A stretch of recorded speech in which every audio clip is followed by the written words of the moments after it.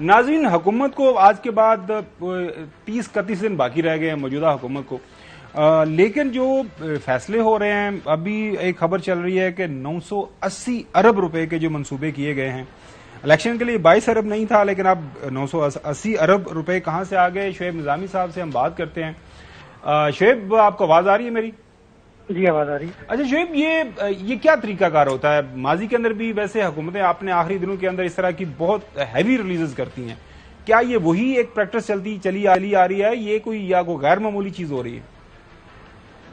जी, ये चूंकि ये प्रैक्टिस है इस तरह की कि इलेक्शन से पहले जो है जब हुकूमत जारी होती है तो अपने जितने भी प्रोजेक्ट्स हैं उनको जो है वो मंजूर कर लेती है और उसके बाद जो है वो आहिस्ता आहिस्ता इनकी इम्प्लीमेंटेशन के लिए जो है वो फंड भी रिलीज होते रहते हैं।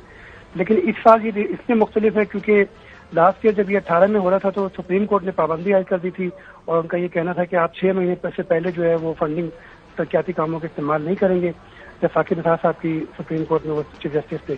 उसके बाद जो है अब हम देखते हैं कि मुसलसल जो है वो एक तो ऐवान तकरीबन आधा है, तो जो फंडिंग पर रुकन कौमी असेंबली मिल रही है वो डबल मिल रही है, यानी कि जो 14 करोड़ थी वो 28 और 26 करोड़ के आसपास पहुंच रही है क्योंकि लोग कम है। तो इसमें जो है बड़ी अनोखी और लाडली जो है स्कीमें आएंगी और खासतौर पे जहां जहां हुकूमत हारी हुई है वहां पर भी जो है इस बात का इम्कान है कि उनके लिए भी स्कीमें जो है इस प्रोजेक्ट में शामिल होंगी।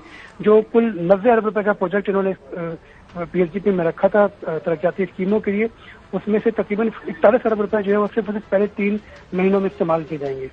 अच्छा शोएब, आम लोगों की समझ के लिए और हम भी समझना चाहते हैं, हुकूमत के पास 30 दिन आ गए, अब जाहिर है ये जो प्रोजेक्ट्स हैं वो उसके ऊपर रिलीजेस होगी, फिर इम्प्लीमेंटेशन होगी, प्रोजेक्ट बनेगा, ठेके होंगे, आगे काम चलेगा।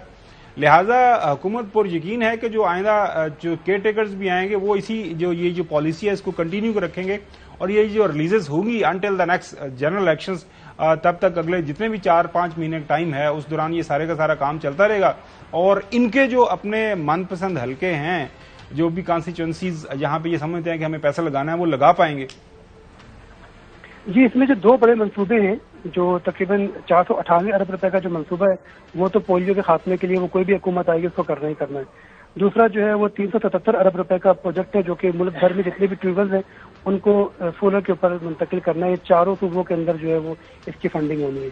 लेकिन अगर हम तरक्याती जो स्कीमें जो हैं आवाम के लिए उनकी बात करें, उसमें बहुत लंबा जो है वो प्रोसीजर नहीं चाहिए होता, बल्कि रुकनी कौमी असेंबली अपने इलाके की मशावत के जरिए जो है वो इनको मंजूर कराता है। उसमें जो है वो सिर्फ एक PC1 जो है अप्रूव होना था वो हो चुका, अब वो अपनी मर्जी के प्रोजेक्ट जो है वो दे सकते हैं। इसी में जो है वो टाइम भी नहीं लगता, छोटी छोटी स्कीमें होती हैं जिसमें नालियां पक्की हो रही हैं, गलियां पक्की हो रही हैं, कहीं जो है वो खंभे लगाए जा रहे हैं, कहीं गैस के कनेक्शन दिए जा रहे हैं। तो इस तरह की स्कीमें जो है वो इसमें आएंगे, वो 3 महीनों के अंदर बड़ी स्पीडी जो है वो इन पर इम्प्लीमेंटेशन होती है। चलें, चौधरी साहब को भी शामिल करते हैं बहस के अंदर। चौधरी साहब, मैं एक सवाल भी मेरा ले लें, क्या इस तरह के कामों से कोई असर पड़ता है? क्या वो जो वोटर्स का माइंडसेट चेंज हो जाता है? वो वोटर का होता है कि नहीं होता, इनका तबका जो है मुआशी तबका बदल जाता है। 1 अरब रुपया लिया, 20 करोड़ कमीशन ले ली, 10 करोड़ लिया, 2 करोड़ कमीशन डाल ली जेब में। ये रोना है सारा। हमें इन स्कीमों से कोई प्रॉब्लम नहीं है और ये लग यही रहा है कि इसके जरिए ये स्कीमें हैं जो इलेक्शन का खर्चा निकाला जो है, लूट मार जो है। अब आज आप उस दिन कह रहे थे या आपके पता नहीं कौन, हाँ, आज वो आई हुई है कि जो है उस्मान बुज़दार जो है 9 अरब रुपए के साथ से जो है उनका कोई जवाब नहीं दे रहे। चलें, उस्मान बुज़दार साहब इस स्टोरी के ऊपर कल हम बात करेंगे।